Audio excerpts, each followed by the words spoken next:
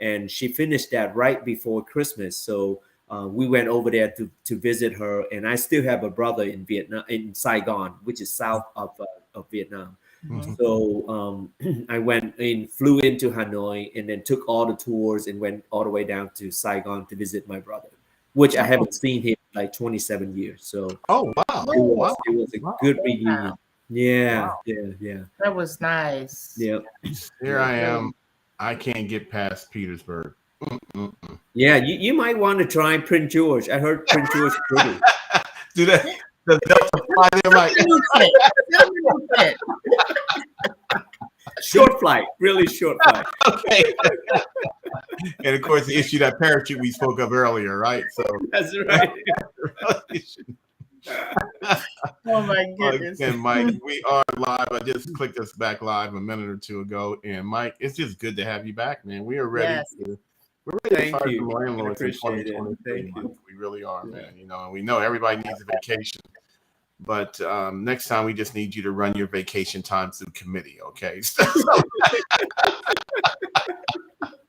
You know, yes, you can take a vacation, Mike, but you know, just maybe just bring it in a little bit, Mike. You know, maybe you can go to Prince George, you know, for a couple Prince more George, weekends. He spoiled us with that quick turnaround. He spoiled us. So I'm like, oh yeah, Mike can do it in no time. Now I'm like, I'm in the office. Here I am, big and bad. Oh, you got a Linda question, man? I got you. What? Out of office. Oh no. Driving distance next time. How's that? Yeah, driving. You ruined my whole game, Gwen. I was like, I'm Smitty Smith. Oh, I'm gonna get you some answers. What you talking about? I'm gonna get those answers January 6th. That's right. That's right. No, but before we really interrupted in our system, cut out us on the mic. You were just sharing that it's not Mike Kao asking for the pay stub, the W-2s, the tax returns, the credit explanation letters, proof of funds, that it's required by George Mason. So you're just, and we also made it very clear that, like Gwen and I as realtors, you get paid on commission also. If you don't close the loan, you don't get paid. Right. Exactly. And believe me, I mean, we don't ask for something that we don't need. Okay. There must be a reason that I ask for something. So for example, let's say that Borrow turned in their bank statements. Okay. So typically bank statement, we want to review them to make sure that there's no non-sufficient fund, right? You write in check, and checks are good coming back. You're not having any large deposit that are not payroll. So let's say, for example, if you work for Dominion Virginia Power, you're going to see payroll come in, direct deposit from Dominion Virginia Power, right? So all of a sudden you have a $5,000 counter deposit. Well, we're going to need to know why, because the reason for that is that money laundering. We want to prevent money laundering, right? So a lot of investors will go down to even $200 deposit if they see it on the bank statement month after month. The reason for that is, let's say, for example, I'm doing a loan for Virginia Housing, right, with the grant fund, and they see that deposit repeatedly every month. They're going to say that's income, right? If I don't document it, they're going to count that as an income and add it into the household income. If the income is over the income limit, then you won't get the grant funds. I hadn't thought of that. Oh, wow. You won't get the money from Virginia Housing, the first mortgage. So there is always a reason that we ask for something. It's not that we just want to pick on you, right? We don't look at your bank statement to see how many times you visit Chick-fil-A. That's not the reason. I mean, you know, well, you are, Smitty. I mean, because that's equivalent to child support for me, Mike.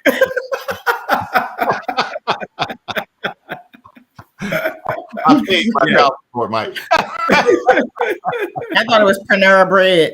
Yeah, there you go. That too. Panera Bread for you, Gwen. Yeah. I'm gonna have to go there tomorrow. Now you mentioned it. Yes, I am. I'm gonna go to Chick-fil-A and then I'm gonna go to Panera Bread for dessert. After eating breakfast. After eating breakfast at Miss Hyman's house. Exactly. Always a good reason to stop. So again, Mike, so you're just you said something that was critically important there, Mike.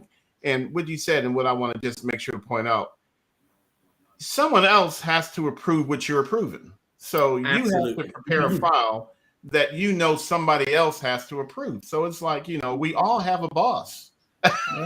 Yeah, exactly. And for us, it's really Fannie Mae, Freddie Mac, FHA, VA, because our loan eventually is going to go to them, right? Okay. So they are the one that implement the underwriting guidelines that we have to follow through, because once the loan is approved, it's going to be sold to those investors. Those people is going to take on the servicing side. So, for example, I have a loan right now that we failed to document 2 years of history of full-time employment history. Well, guess what? The investor kicking that loan back. They're not taking on that loan. Now we have to service the loan. We're not in the position to do that. We're not big enough to have a servicing company to take the payment and then every year turn around, pay for taxes, insurance, make sure the escrow account is balanced, all of it. That requires so much manpower that is actually, you're not making money on that loan. So every loan that we originate, we have to make sure that it met all underwriting guidelines from all of the investors that we're going to sell that loan to. So that's where it comes in. And, again, it's not something that I can waive, right? I mean, I have one right now. There is repair needed on a home because it's an FHA, peeling paint, broken glass, no handrails. Those are safety features. Yeah. We can't override that, because that loan is going to go to FHA and they review. They review the appraisal, and they're not gonna accept the loan if it's not been corrected. So that really should not have even gotten that far, Mike. That really should not even hit your desk. Because when something like that hits your desk, Gwen and I, we know if we see peel and paint, we see broken windows. We know up front. Red flag. Why would I waste not even my client's money with a home inspection? But why would we waste our time? Because we know peel and paint is an absolute no-no. Broken windows, rotted wood. Mike. And really, we really are a team. You got your lender team, you have your realtor team, and we have to work together. We really do support each other because we're telling folks, Mike, 30 to 45 days, maybe 60 days to go through the mortgage process. So, we're kind of the front men for you, for the lender, so we got to send you stuff that you can process to close, or we're just wasting our time and our clients' money, and we're not supposed to do that. That's right. Exactly. And you mentioned before that, for example, documentation, if the bank statement say 1 of 5, right? It's 1 of 5 pages. Yeah. We know where you're going, but go ahead, Mike. Don't skip any pages. No, back and front. That's right, front and back. 1, 3, and 5, 2 and 4 are not there. Doesn't work. Or sometimes I get the first page only. It shows my balance. You mean that's not enough? Man, what else do you need, Mike? So there's a reason for everything that we ask for. I mean, it's just unfortunately. Because of 2008, the mortgage crash, the government have really stepped up and put more layers for mortgage company to comply, so that way it doesn't happen again. So, I mean, think about it. If I have my choice, I will go back to the pre-2008 because I have done things the right way all the time. But there are companies not doing that. And that's what happened. And now we all get punished because of that. You know how it is, just like in a classroom, if one kid misbehaves, guess what? The teacher is going to punish everybody. So that's what happened. If you do the right thing all the time, then you're fine. But if one person decide to cut corners, take shortcuts, and now everybody suffer because of that. So Yeah. One thing I try to do is with my clients is to just get them prepared. So I say, hey, can you put your hands on your last 2 years of your tax returns? right. Can you go ahead and start getting your bank statements, all pages ready? Also your pay stubs. Can you get those things very quickly? Because once the lender asks for it, you have to provide it in a timely fashion, especially if you want your loan to move, the process to move smoothly. So I try to tell them, go ahead and get those things, put them in a file, put it in a PDF file. So, when that time comes, you can email it, you can download it, whatever you need to do to the lender. So you're not holding up the process. Absolutely. And that's fantastic. And that's what Smitty was saying. We work as a team, because if you prepare the client like that, it's going to help my job faster. Get that loan approved, get that letter back to you so you can show the client the house they want to buy. Right. I mean, the worst thing is that when I ask for something and they say, oh, I already sent that to you. Okay. So if you already sent it to me, it's in your sandbox. Go back and resend it. It's right there. I mean, it doesn't do me any good because I can tell you, I'm pretty organized. If you send me something, it's going to be in the name of the borrower, and it's going to be in that file. It's going to be under that tab. So I don't miss a lot of things. So if you send it to me and I ask again, I can tell you, if you go back and say, I send it to you, you can even go back and resend it. And I can see the documentation show that it was sent such and such date, such and such time. But if you don't have that, you haven't sent it to me. Well, you might have sent it. We could do that, Mike. We could do that, but I'd rather just talk about you, man. Just talk about how you get on my nerves. You making me angry. Hey, man, I'll keep sending him sugar honey iced tea, and he just throwing it away. I guess I don't know what he's doing with the stuff I'm sending. That's right. That's what I do. That's what I do. I just delete it. He just deletes it, man, or he prints it out and just throws it out the window. I tell him, hey, y'all gotta breathe. He's not going to ask you for anything that you don't need, because why? Nobody wants to prolong the process. Yes. And then and Gwen will tell you, sometimes I can be brutally honest, but I say it with love, right, Gwen? Except for my $100. I ain't paying you $100. I admit it was $200. That was $200. There's no honesty there. There's not. None. No, I'm honestly not going to pay her. Okay. Mike, and folks call us, Mike, and they're angry, they're frustrated. They're like, I keep sending it to him, then keep sending it to him. Then because we know that you'll say, I need this document. And then what we naturally do is we send you what we think is an equivalent of that document, which is not what you asked for. Right. Prime example. Let me ask you this. Let me tell you. I typically ask for, if you are working as a W-2 employee, right? At the end of the year, you get a W-2, right? Unless you self-employed, I don't need the tax return. I only need the W-2. So in my item needed, I specify 30 days pay stub, W-2 for the last 2 years. 9 out of 10 times, I get the tax return instead of the W-2. Yeah, because we always lose the W-2s. We think it's the same thing, man. And but you know what happened when you sent me the tax return instead of the W-2? Nowadays everybody does DoorDash, Uber, Lyft. They all do it, and they file a Schedule C. Right? They filed it showing that they grossed, let's just say $8,000, but they show a loss of $30,000 because they bought a car just for DoorDash. Well, they take it right off. Now the income show a $30,000 loss. Well, guess what? Believe it or not, we have to take that against the W-2 income to come up with the income. Now you just deduct $30,000 from your W-2 income. How do you think you're going to qualify? Not much. So just you see my point? Yeah, absolutely. Right? You see my point? Yeah, I mean, absolutely. Just send in whatever the lender is asking.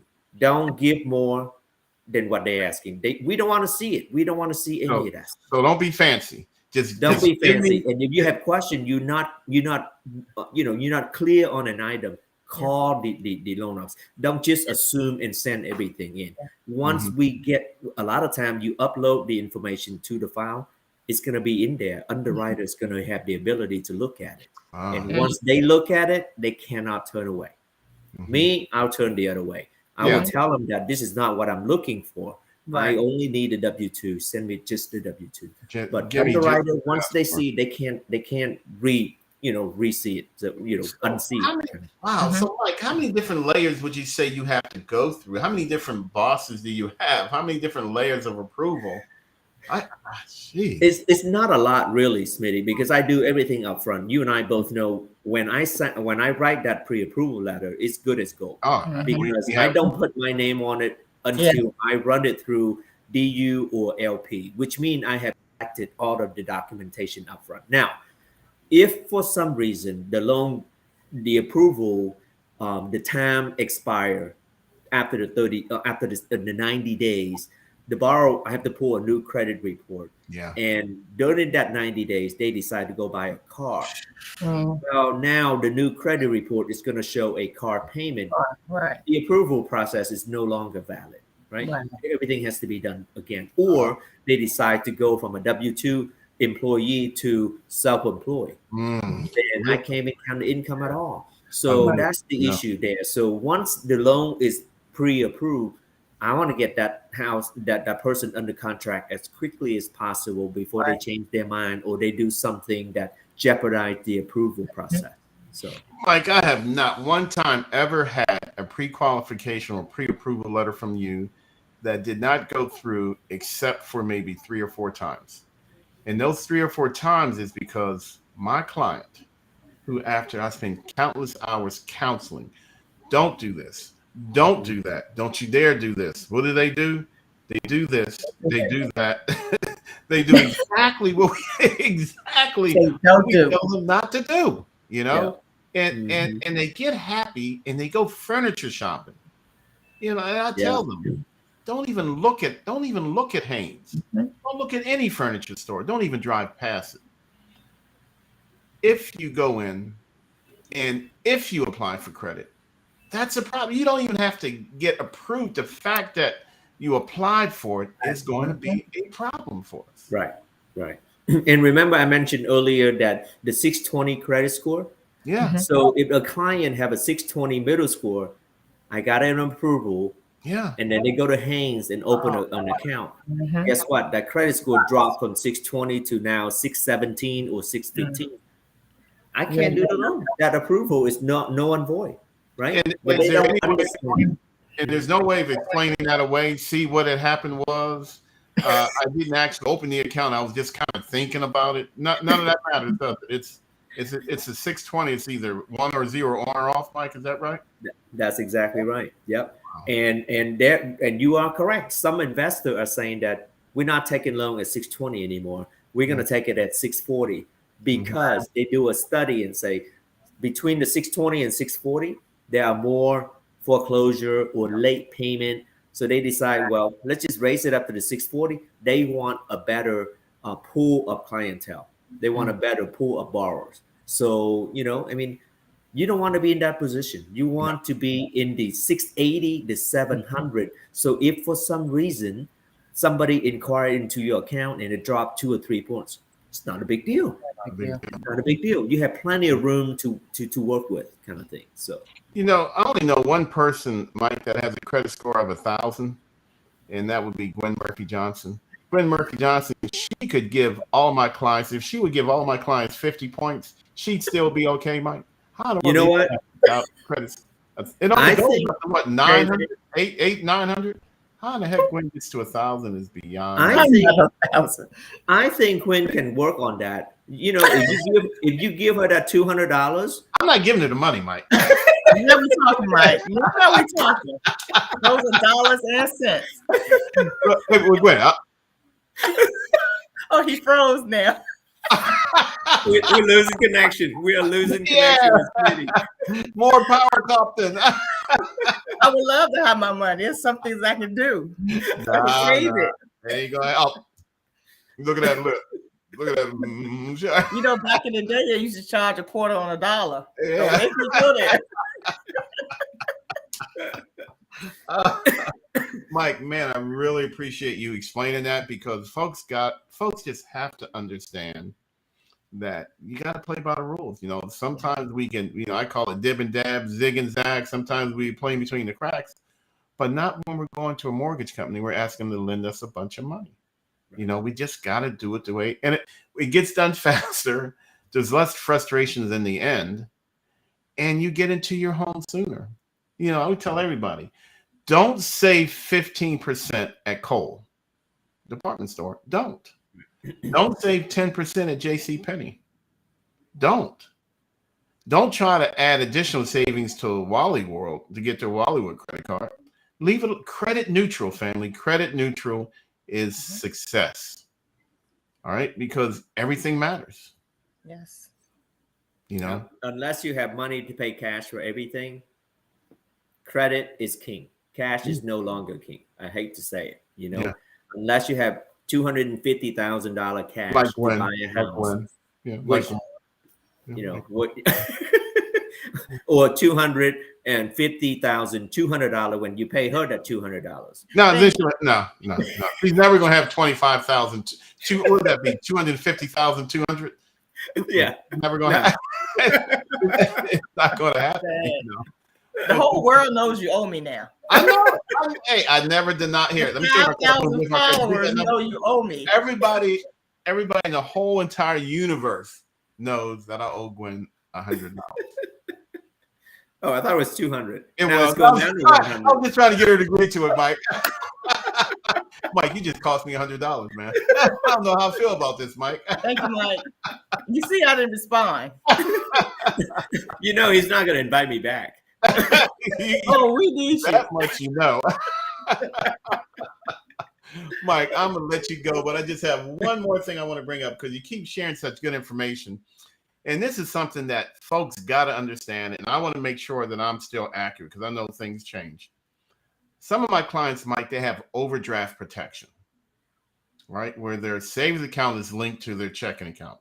So if a check comes in, instead of getting a non-sufficient funds, they transfer the money over, and they hit them up for $5, $10, which I think is asinine, for lack of a better word. Why am I paying you to transfer money from my checking to my savings? I can do it myself for free. But Mike, that used to be a negative impact on my mortgage application. Is that still the case? It is. It's still a case, because it showed that you are not managing your money on a good term kind of thing, right? Mm-hmm. I get it. You have a overdraft protection, but that's something is basically it's not something that you count on, mm-hmm. right? You should manage your money where you never have to use that feature. Yeah. You see what I mean? Let's say that your checking account is getting low. If you know it's getting low, go ahead and transfer the money from your savings over. Yeah. So that way it doesn't hit at the wrong time and then create $5 here, $10 there. It's still money that you pay somebody for nothing. Why can't you just do that yourself up front? So that's mean that you're not budgeting yourself very well. So that's a Chick-fil-A sandwich, Mike. $10. That's a Chick-fil-A sandwich. Absolutely. Yeah. Yeah. And it's just crazy that you're going to charge me money. I mean, I admit it is better than a non-sufficient fund, but you're still charging me money just to move my money. That's Yeah. I just show that you're not managing your money well. That's all. And that matters. Okay. Absolutely. Right. And I promise you, Mike, this is the absolute last topic. I know you've been. I have a question too. I want to ask Mike when you get finished. Okay. All right, Mike. I'm not sure if Smitty asked you this before, but what are some of the programs that your bank has, George Mason has, for first-time home buyers or persons that are looking to get a mortgage? Yes. So I mentioned at the beginning that we came out with this new program, Home Path or Pathway Home.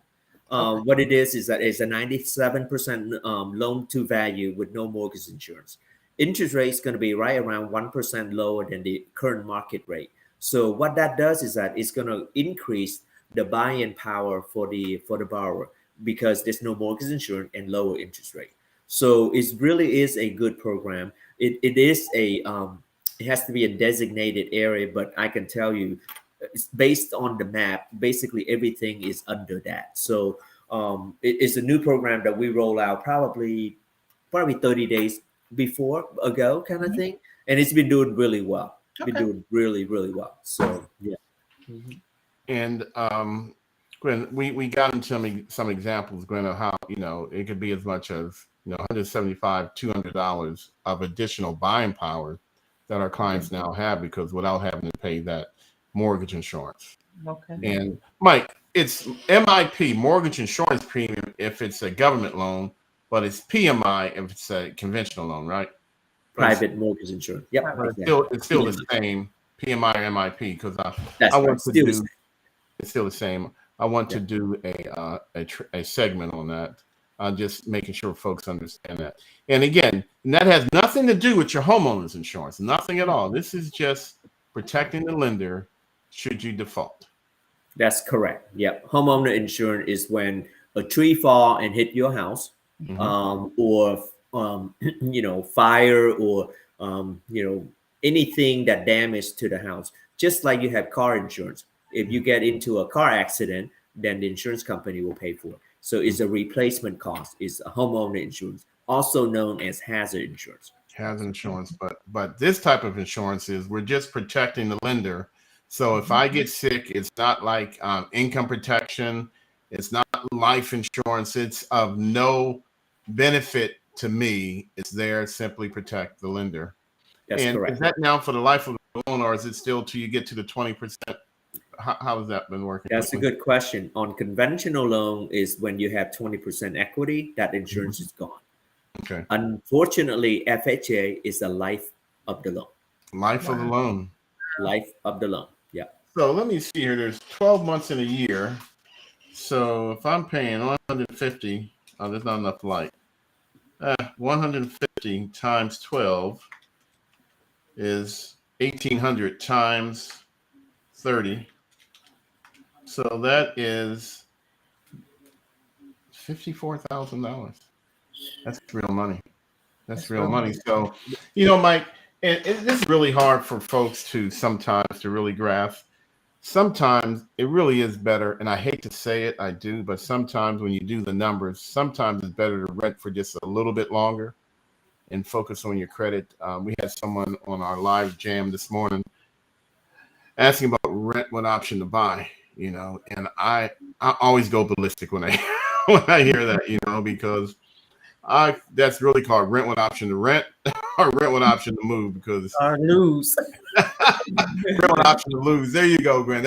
We'll use that one for now. Rent what option to lose, because that's what you do, Folks get in there, the rent is so high. The seller requires a large deposit, which is non-refundable. Yeah. You get in there, the seller is no longer responsible for the house. Your rent is so incredibly high, you don't have money to maintain the house.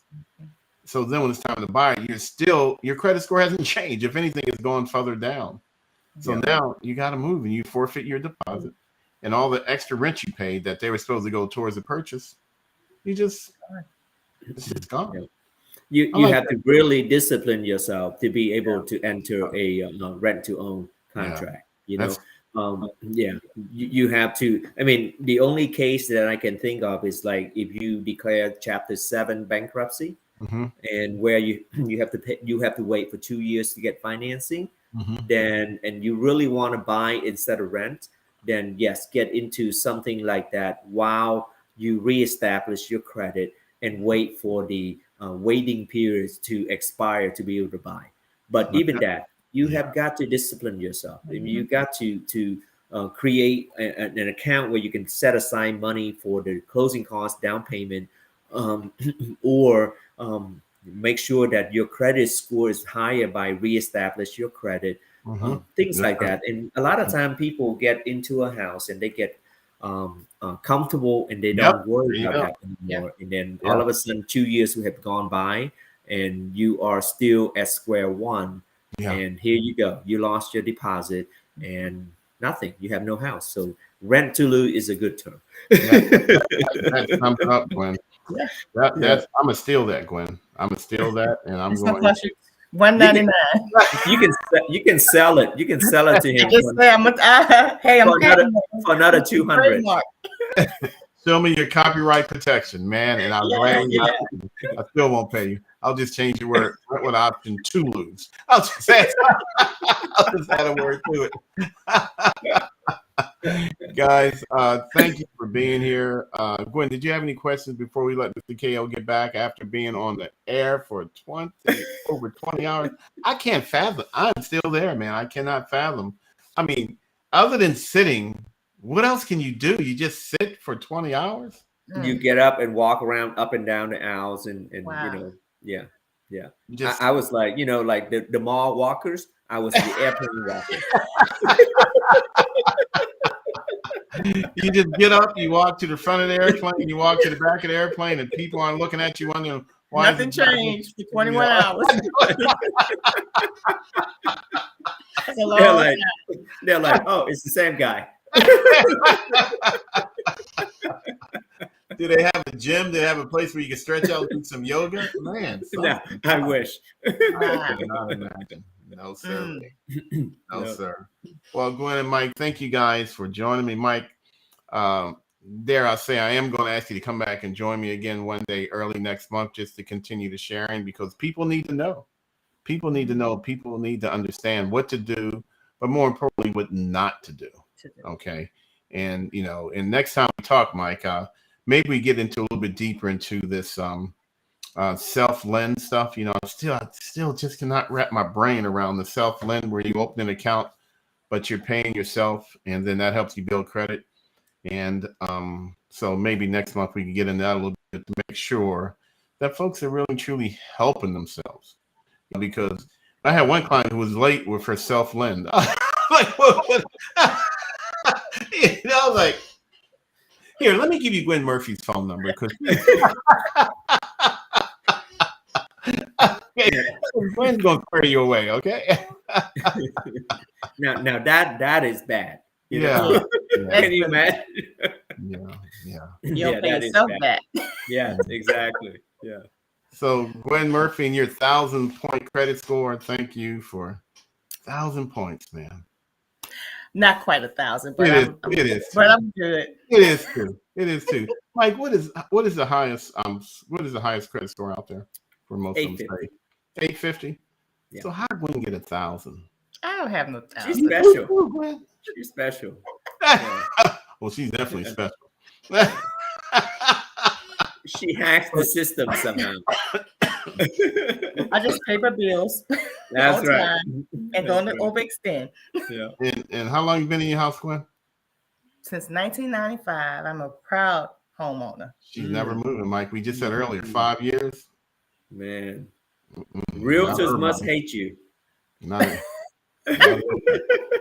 I ain't going nowhere.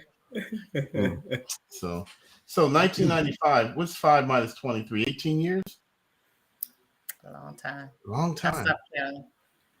Wow. Well, Mike, again, thank you for taking time out, Mike. We really appreciate you. Welcome back to Richmond. Thank you. Yeah. Let the phone calls begin. I got 3 waiting for you. I got him, actually. Thank you so much. Yeah. You Gwen, kept my assistant busy. I'm trying to be chill with KO today. I'm just going to sit back and let Mike. I'm like, nah, I'm going to wait till tomorrow. Well, nah, I'm going to wait till tomorrow. I'm going to wait till tomorrow. But damn it, Mike, come tomorrow.